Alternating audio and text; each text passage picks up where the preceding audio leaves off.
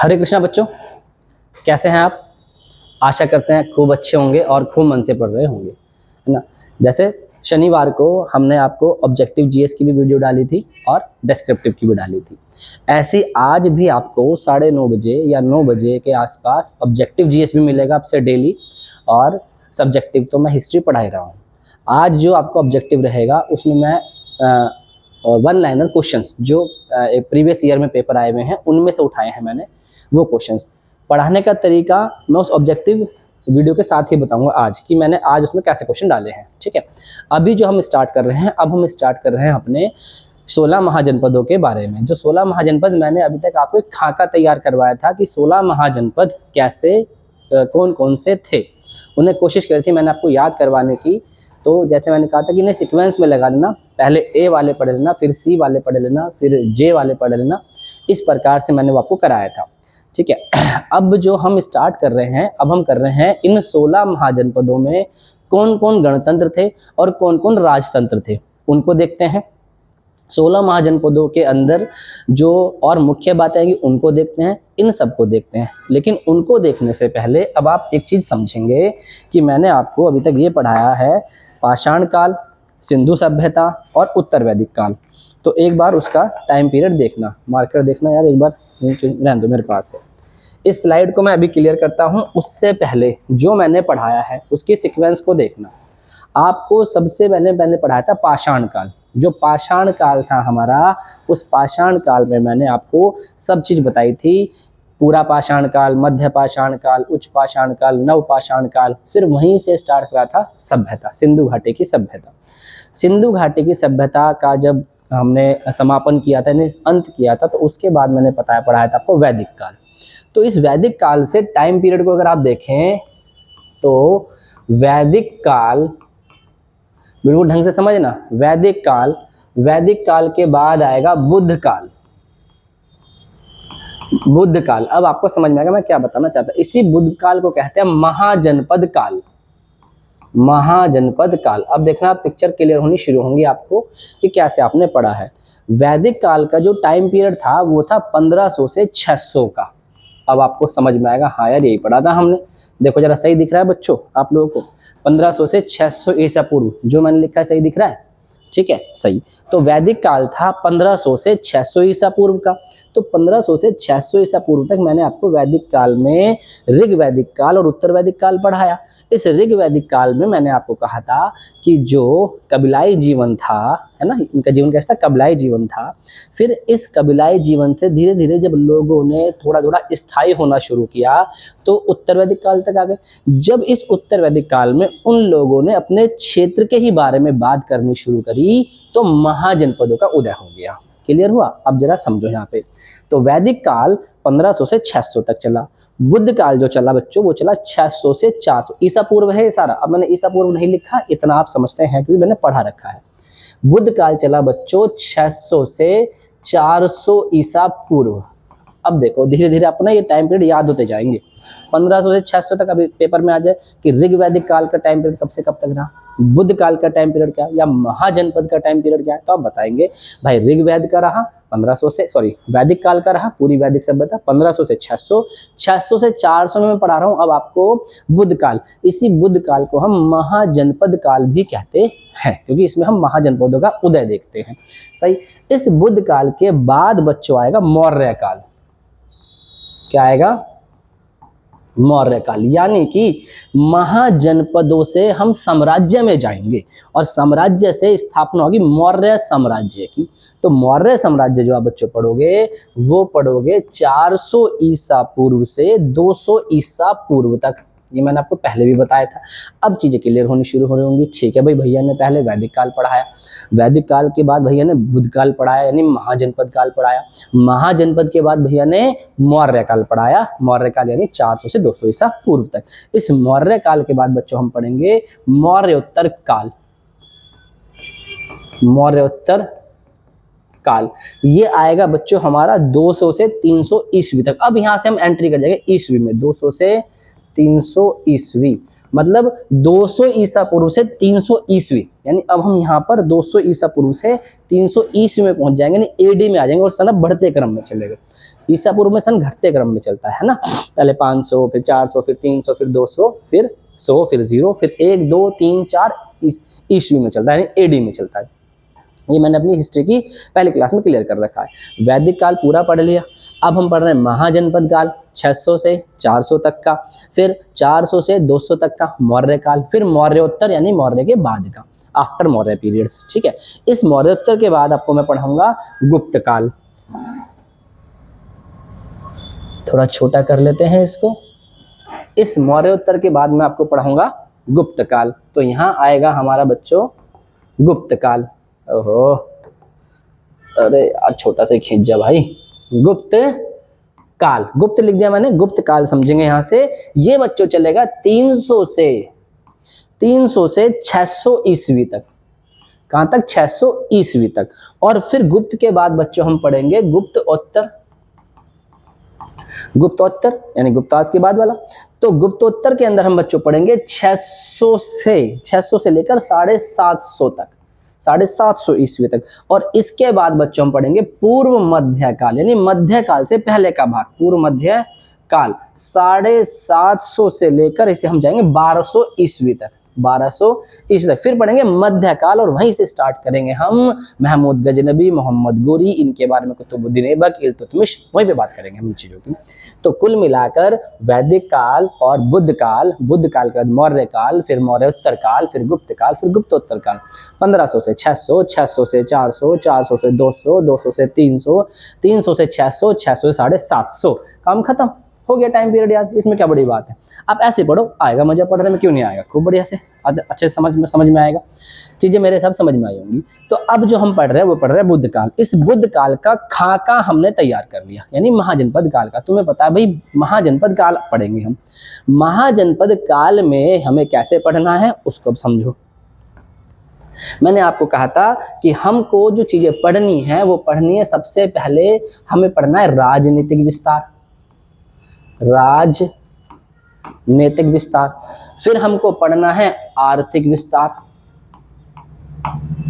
ठीक है, और राजनीतिक आर्थिक। फिर हमको पढ़ना है इसका सामाजिक विस्तार, और फिर हमको पढ़ना है धार्मिक और सांस्कृतिक विस्तार। इस तरीके से हमें से पढ़ना था। यही मैंने बातें आपको बताई थी।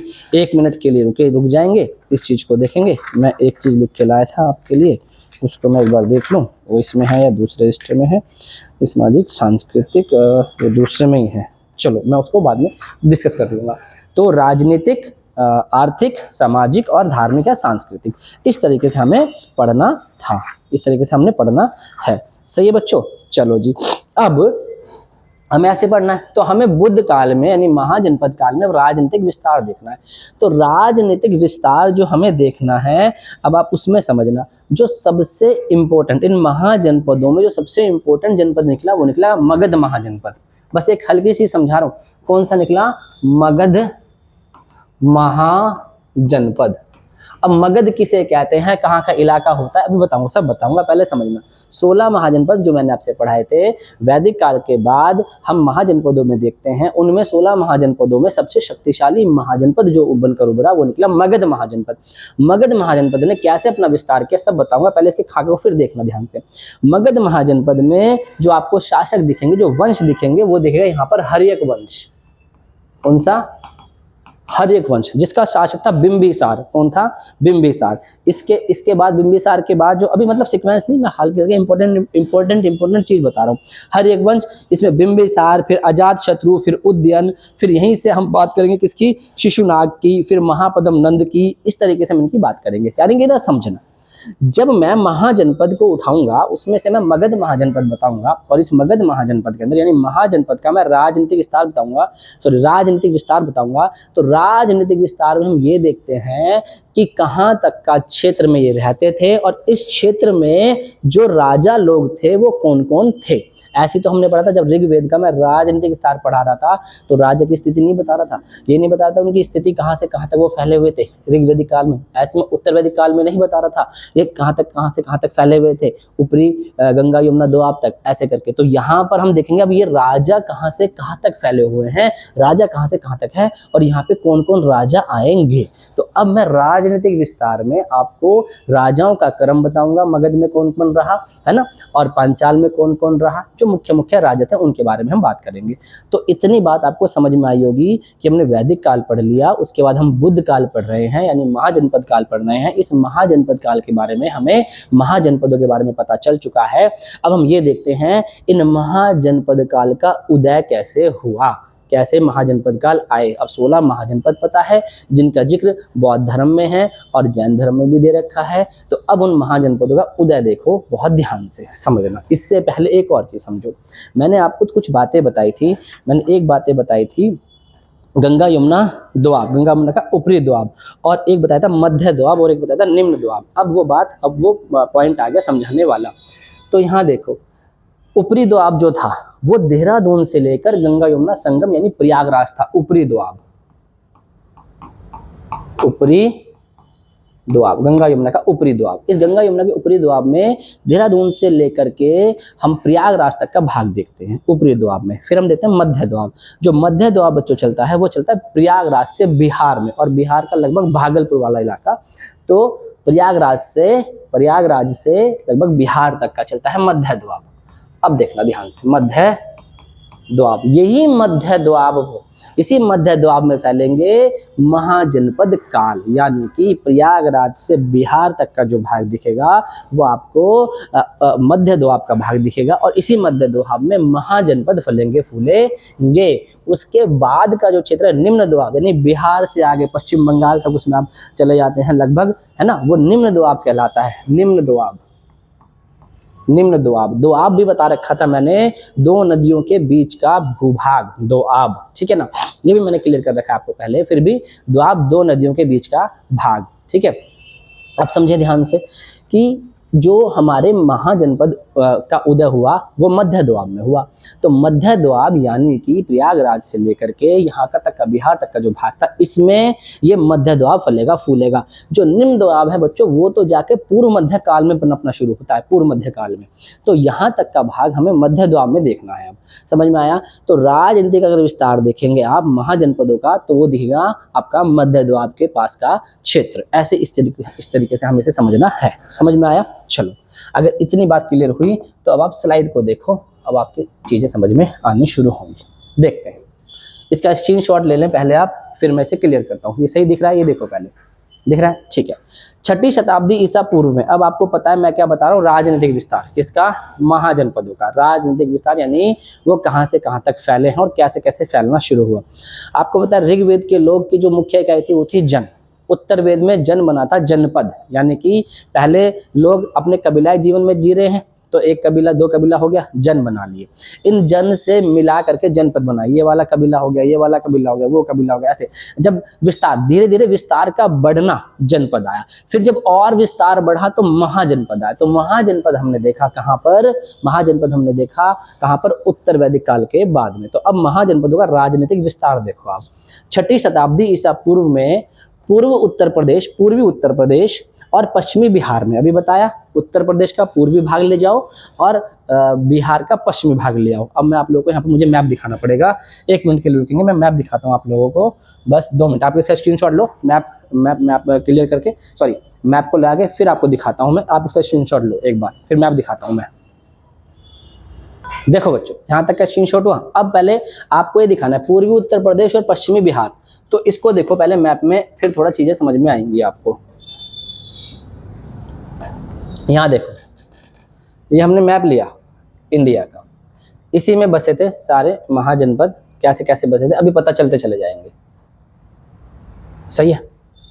तो ये जो है ना हमारा, ये है पूर्वी उत्तर प्रदेश, ये वाला हिस्सा, ये हिस्सा मार्कर दिख रहा है क्या बच्चों, देखना इसमें आपको स्क्रीन में दिख रहा है ये, ठीक है।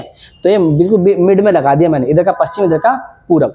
तो पूर्वी उत्तर प्रदेश और इसके बिल्कुल मिड में लगा दिया, और ये रहा पश्चिम बिहार। तो देखो उत्तर प्रदेश से लगता हुआ है बिहार, है ना। तो पूर्वी उत्तर प्रदेश और मध्य बिहार, ये वाला जो इलाका है इसकी बात चल रही है, इसी इलाके की बात चल रही है, समझ में आया। तो पूर्वी उत्तर प्रदेश और पश्चिमी बिहार की, बिहार का पश्चिम का भाग और उत्तर प्रदेश का पूर्वी भाग, है ना। आप लोगों ने रीजनिंग पढ़ा होगा तो बताते हैं राइट साइड वाला हिस्सा पूरब होता है, लेफ्ट साइड वाला हिस्सा पश्चिम होता है। तो लेफ्ट का हिस्सा पश्चिम, राइट का हिस्सा पूरब। बिहार में लेफ्ट का हिस्सा पश्चिम, इधर का हिस्सा पूरब। तो इसकी बात बता रहा हूँ मैं, इस क्षेत्र की बात, सही है। तो यहीं पर उभरेगा हमारा क्या, महाजनपद काल। और अब कब बिल्कुल वो मत बनाने लगे यही यही नहीं, किस किस इलाके में फैलेगा बता रहा हूँ। मुख्यतः कहाँ पर दिखाई दे रहा है, इस जगह दिखाई दे रहा है, ठीक है। कभी आप सोचो ये लाइन बताइए, ऐसे लाइन होती नहीं यार इतिहास में। आप समझो विस्तार बहुत जगह तक होता है, ये तो पर्टिकुलर ये लाइन जो बताई यहीं पे विस्तार बैठेगा, बहुत जगह तक विस्तार होता है। वो तो सिर्फ एक पर्टिकुलर चीज बताने के लिए आपको ऐसे समझाया जाता है। तो दिमाग को एकदम बड़ा करके समझे चीजों को। हाँ यार, जब यहाँ तक कोई लोग आया तो आगे भी गया होगा, इधर भी गया होगा, इधर भी गया होगा। तो ये वाला इलाका था उनका, किनका, महाजनपद काल का, इस क्षेत्र का भाग इनके पास में था। तो 6ठी शताब्दी ईसा पूर्व में, अब देखो पता चलेगा वैदिक काल, फिर महाजनपद काल, है ना, यानी बुद्ध काल। तो वो 600 से लेकर के कहाँ तक चलेगा, 400 तक चलेगा। तो 6ठी शताब्दी ईसा पूर्व में पूर्वी उत्तर प्रदेश और पश्चिम बिहार में लोहे का अधिक इस्तेमाल होने लगा। तो हमें ये देखना है कि लोहे का ना अधिक इस्तेमाल होने लगा था किसमें, 6ठी शताब्दी ईसा पूर्व में। 6ठी शताब्दी ईसा पूर्व में पूर्वी उत्तर प्रदेश में और पश्चिमी बिहार में लोहे का ज्यादा विकास होने लगा, ज्यादा उपयोग होने लगा। जब लोहे का ज्यादा उपयोग होने लगा तो लोगों के दिमाग में चीजों की और समझ आनी शुरू हुई, मतलब और भी काम करने शुरू किए लोहे की उपज के साथ। जैसे कि लोहे की जब उपज हुई, लोहे का प्रयोग ज्यादा हुआ, तो कृषि में बढ़ोतरी हुई। उन्होंने हल बनाने शुरू कर लिया, पैसे माने कृषि में जुताई ज्यादा अच्छी स्टार्ट होने लग गई, मढ़ाई ज्यादा अच्छी स्टार्ट होने लग गई। तो कृषि में सरप्लस होना शुरू हुआ, तो कृषि बढ़नी शुरू हुई। जैसे जैसे कृषि बढ़नी शुरू हुई तो व्यापार बढ़ना शुरू हुआ। अब दिमाग में बच्चों ये आया लोगों के कि भाई जिसके पास जितनी कृषि होगी उसका व्यापार उतना बढ़िया होगा। तो अब यहां से भावना जागृत हुई। जन, ऋग्वेद में जन, उत्तर वेद में जनपद, और जनपद से महाजनपद। तो जनपद वाले जो लोग रह रहे थे, जब उन्होंने कृषि करनी शुरू करी, लोहे का प्रयोग करना शुरू करा, तो उनकी कृषि में सरप्लस हुआ। अब जब कृषि में सरप्लस हुआ तो उनके दिमाग में लालच बढ़ा। उन्हें लगा कि जितनी ज्यादा कृषि करेंगे उतना व्यापार ज्यादा होगा। कृषि ज्यादा तब होगी जब जमीन ज्यादा होगी। तो जमीन के लिए युद्ध होने शुरू होने स्टार्ट हुए, और इसी युद्ध के क्रम में जनपद महाजनपद में बदलने शुरू हुए। यानी लोहे ने एक तरीके से क्रांति लाके दी, किसकी, साम्राज्य विस्तार की, महाजनपदों की क्रांति लाके दी। इस तरीके से स्टार्ट हुई बात, समझ में आया। तो उपज में बढ़ोतरी हुई लगा, जिससे उपज यानी कृषि में बढ़ोतरी हुई, और साथ ही साथ आर्थिक परिवर्तन हुए और व्यापार वाणिज्य को बल मिला। तो व्यापार और वाणिज्य को बल मिला। जब ये बल मिला तो लोगों में अपने क्षेत्र को बढ़ाने की भावना भी जागृत हुई। जैसे आप मानो मेरे पास कुछ जमीन है और आपके पास कुछ जमीन है। अब मेरे पास जो जमीन है, मुझे लगा भाई हम, मेरी जमीन की तो उपज ज्यादा हो गई, और आपको लगा आपकी ज्यादा हो गई। तो आप सोचोगे कि आपके पास ज्यादा जमीन होनी चाहिए कि जिससे और ज्यादा उपज हो और हम और ज्यादा पैसे कमाएं, यही मैं सोचूंगा। तो हम दोनों में क्या होगा, विवाद होना जायज है। और विवाद जैसे हुआ, अब आप और हम में जो भी जीता, तो अगर मैं जीता तो मेरे पास आपका क्षेत्र हो गया, आप जीते तो मेरा क्षेत्र आपके पास हो गया, तो जमीन बढ़ गई, इस तरीके से क्षेत्र बढ़ गया, इस तरीके से जनपद महाजनपद बन गए। आया समझ में, क्लियर हुआ। तो ये काम हुआ, यानी वो जो जनपद थे अब उन जनपदों में ही दरार पड़नी शुरू हो रही है, वो और वही जनपद महाजनपद का रूप लेते जाएंगे। तो बढ़ोतरी, कृषि उपज में बढ़ोतरी होने लगी थी, तथा अन्य आर्थिक परिवर्तन जैसे शिल्पों का उदय। शिल्प मतलब जो हाथ से कारीगरी थी, है ना, जो हाथ से बनाने वाली चीजें थी, उनका भी उदय होना स्टार्ट हो, वो भी बढ़ने शुरू हुए। शिल्पों का उदय हुआ, होने लगा था। इन सबका सम्मिलित प्रभाव यह दिखा कि पहले जो कबीलाई जीवन था उसमें दरार पड़ने लगी, और लोगों के मन में अपने क्षेत्र को लेकर जिज्ञासा होने लगी, और नगरों का निर्माण शुरू हुआ। अर्थात आर्य जातियों के परस्पर विलीनीकरण से जनपदों का विस्तार हुआ और महाजनपदों का निर्माण हुआ। समझ में आया। मैंने थोड़ा स्पीड से बोला, आराम से बोल देता हूँ। इन सब का, यानी जो कृषि की उपज हुई, शिल्पों का उद्योग हुआ, उद्योग ज्यादा बढ़ने शुरू हुए, एग्रीकल्चर बढ़नी शुरू हुई, व्यापार बढ़ना शुरू हुआ। इन सब का सम्मिलित प्रभाव ये हुआ कि लोगों के मन में जिज्ञासा जाने लगी कि जिसके पास ज्यादा क्षेत्र होगा उसकी उतनी ही उपज होगी, और जिसकी जितनी उपज होगी उसका व्यापार उतना ज्यादा होगा, जिसका जितना व्यापार होगा उसका साम्राज्य उतना बड़ा होगा। साम्राज्य बड़ा, दैट मीन्स उसका जो जनपद होगा वो महाजनपद बनना शुरू हो जाएगा। तो वो बताया है। इन सब का सम्मिलित प्रभाव यह दिखा कि पहले जो कबीलाई जीवन था, बिल्कुल पिक्चर क्लियर कर रहे कि ऋग्वेद में कबीलाई जीवन, वो कबीलाई जीवन था, उसमें दरार पड़नी शुरू हुई। यानी वही कबीलाई जीवन उत्तर वेद में जनपद बन चुका था, उसमें दरार पड़नी शुरू हुई और दरार पड़ने लगी तो लोगों के मन में अपने क्षेत्र को लेकर जिज्ञासा बढ़ने लगी और उन्होंने नगरों का निर्माण शुरू कर दिया, बड़े बड़े नगर बनाने शुरू कर दिए। और आर्य जातियों के परस्पर विलीनीकरण से यही आर्य जो जाति थी, इनका विलीन होना शुरू हुआ एक दूसरे लोगों में, और जो आपका जनपद थे वो जनपद बन गए महाजनपद। इस प्रकार से हुआ महाजनपद। यानी गंगा यमुना के ऊपरी दोआब तक वो जो जनपद के लोग थे वो मध्य दोआब में अपने क्षेत्र की जिज्ञासा को बढ़ाते हुए महाजनपदों में कन्वर्ट होने शुरू हुए। अब देखते हैं आगे की बात। सेकंड पॉइंट देखो, समझ में आ रहा है? ज्यादा लंबी वीडियो नहीं बनाऊंगा, ज़्यादा लंबी बनाऊंगा तो आपको ही दिक्कत होगी। इसको हम 2 पार्ट में कर लेंगे क्योंकि बड़ी वीडियो है, 2 पार्ट में कर लेंगे। यहाँ तक नोट्स बनाना अच्छे से। अब देखो, कल आपसे पूछूंगा, देखो एक बार ठीक दिख रहा है क्या? ठीक दिख रहा है? सही है। अब देखो, इस काल में वैदिक काल के जनपद महाजनपद में ढल गए और 16 महाजनपदों का विकास हुआ। अब जैसे मैंने बोला 16 महाजनपद, आपके मन में खाका तैयार है। इन 16 महाजनपदों का जिक्र बौद्ध धर्म के अंगुत्तर निकाय में और जैन धर्म के भगवती सूत्र में मिलता है। याद हो जाएंगी चीजें ऐसी, ठीक है।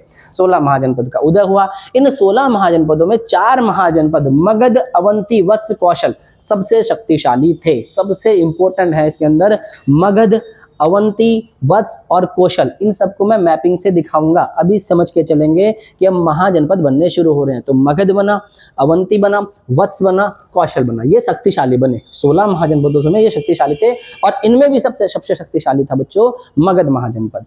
फिर जैन ग्रंथ के भगवती सूत्र में 16 महाजनपदों के बारे में पता चलता है। मगध का सर्वप्रथम उल्लेख अथर्ववेद में भी मिलता है। कभी पूछे कि किस वेद में मिलता है तो बता देंगे अथर्ववेद में भी मगध का सर्वप्रथम उल्लेख मिलता है। अब देखो जरा समझो, उत्तर वेद में सबसे बाद का वेद था ना अथर्ववेद, और उसी के बाद स्टार्ट हो रहे हैं महाजनपद। तो अथर्ववेद में जिक्र मिला महाजनपद का। आप ऐसे याद करके रखेंगे, ना ऋग्वेद, ना यजुर्वेद, ना सामवेद, सीधा अथर्ववेद याद करो भाई। जब 600 के बाद 400 तक महाजनपद जाएंगे और एंड का वेद अथर्ववेद है तो अथर्ववेद में जिक्र मिलेगा, तो इसका जिक्र मिला इस वाद में, इस वाले वेद में।